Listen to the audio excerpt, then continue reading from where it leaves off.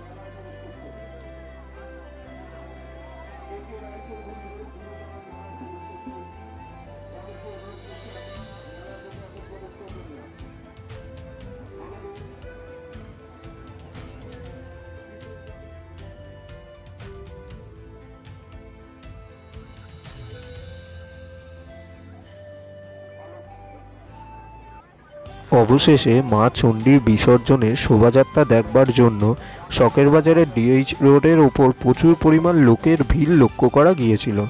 বিসর্জনের কার্নিভাল দেখার জন্য বহু দূরদূরান্ত থেকে মানুষ এখানে ভিড় জমান। এই পুজোর মতো মা চণ্ডীর ভাসানের কার্নিভালও বেশ জনপ্রিয়। রেড রোডের দুর্গাপুজো অথবা চন্দননগরের জগদ্ধাত্রী পুজোর কার্নিভালেরও সমান বলা যায়।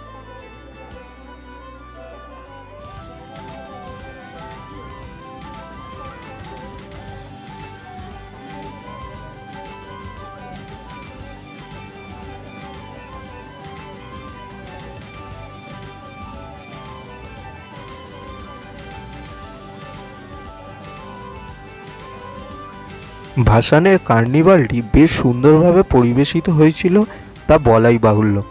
অসাধারণ সব মুহূর্তের সাক্ষী থাকলাম।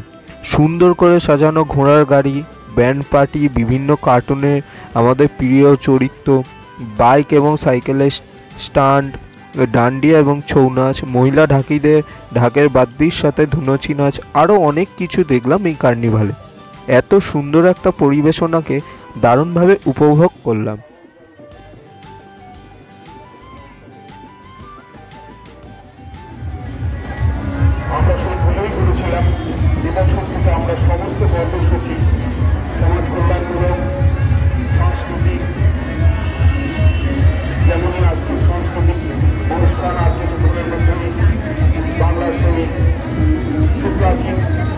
ঐতিহ্যবাহী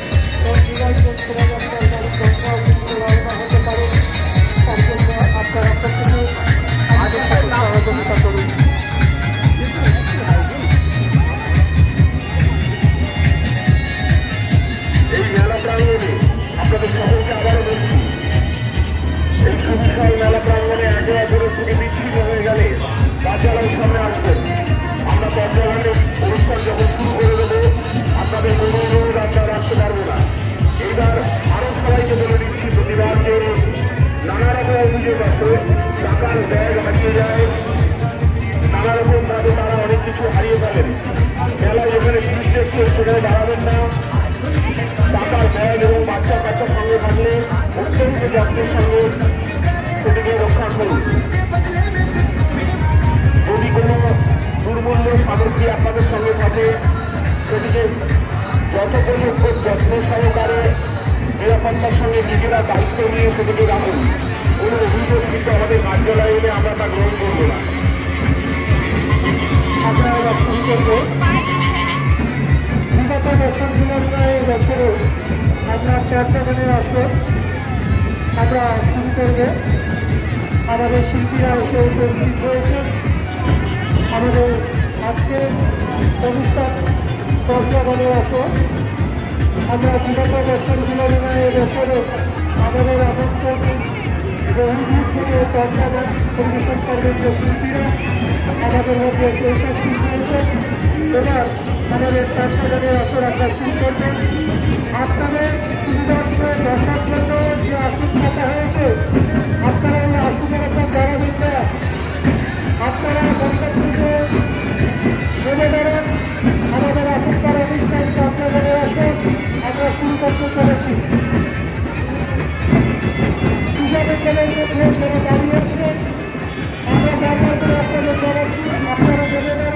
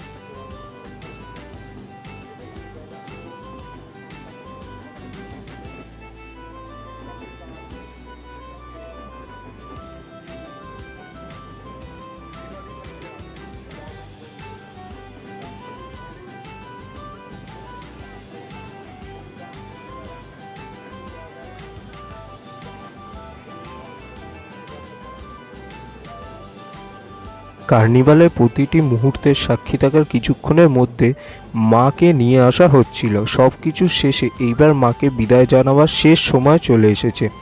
ধীরে ধীরে মা এগিয়ে চলেছে বিসর্জনের পথে। গত 2 বছর করোনার জন্য মাকে চণ্ডীমণ্ডপের পাশের পুকুরটিতে বিসর্জন দেওয়া হয়েছিল, কিন্তু এই বছর সেই প্রতি বছরের মতো গঙ্গাবক্ষেই মায়ের মূর্তি বিসর্জন দেওয়া হবে। আবার আরেকটা বছরের অপেক্ষা, আসছে বছর আবার হবে।